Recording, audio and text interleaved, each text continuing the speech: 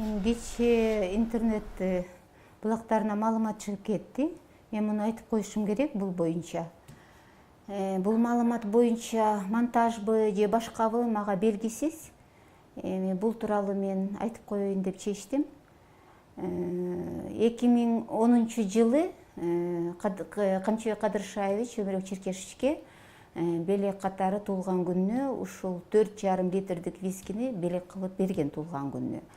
Ошол 10-жылы Өмүрбек охранасы менен үйгө алып келгенде мен көлөмүн карап эле чоң коробканы көрүп сурагам. Бул эмне каяктан десем, ушундай Камчыбек укам мага белек кылып туулган күнүмө берди Айгүл деп. Ошол үчүн мага эсимде калыптыр. Менден башка бул виски тууралуу эч ким жакшы билбейт. Эми Камчыбек Кадыршаевичти унутуп калышы мүмкүн, Өмүрбекти унутуп калышы мүмкүн детальдарын. Мен эсимде калган эми 7 жылдан бери үй жыйыштыргандан нары сүрөп, бери сүрөп үйдө турат эми. Күнүгө жыйыштырганда көрөм бул коробканы. Анан ошого байланыштуу эсимде калыптыр. Именно 10-жылы алып келгенде муну күнүгө бербейт мындай чоң көлөмдөгү бөтөлкөнү, эми 4,5 литрдик. Сот отурумда Өмүрбек Черкешевичтин туулган күнү жөнүндө сөз болуп калганда эсиме келди ушул факт. Эми сразу эсиңе келбейт экен. Эми тагдырдын тамашасы деп коет.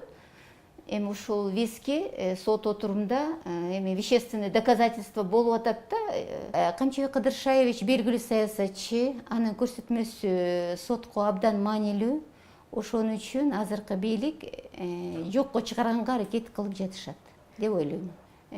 Бардыбы, барбадыбы, Өмүрбек Черкешев болдубу, болбодубу деген сөздөр болуп атат. Эми далил катары Камчыбек Кадыршаевич ошол жерде күбө катары сот отурумга келип кеткен. Ошондо айткан, мен Өмүрбек Черкешевичти 21-инди издеп таба албадым, белегим бар эле. Кийин анан белегимди берип куттуктадым. 22-синде бир жака кетет эле, мен 23-үндө белегимди бердим деп ал эстеп айтты. Ошондо мен эсиме келди. Камчыбек байекенин подаркасы үйдө турганын. Эми бүгүн болобу, эртең болобу Өмүрбек Черкешев сөзсүз чыгат.